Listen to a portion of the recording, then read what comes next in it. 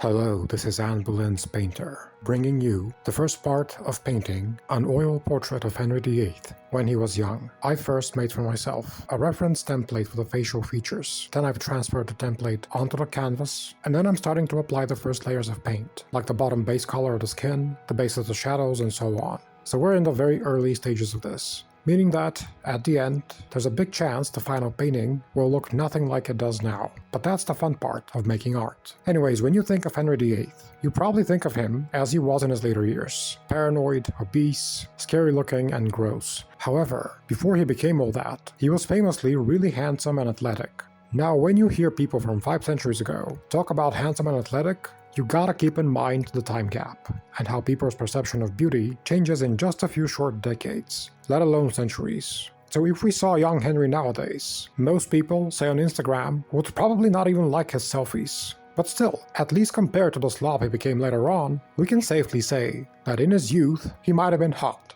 And we'll try to paint that. My inspiration for this is coming mainly from my reading of David Starkey's book called Henry, a Virtuous Prince. And it's a really awesome book. Say what you will about nowadays Starkey, but his early Tudor books are absolute gems. Anyways, I'll see you in part 2.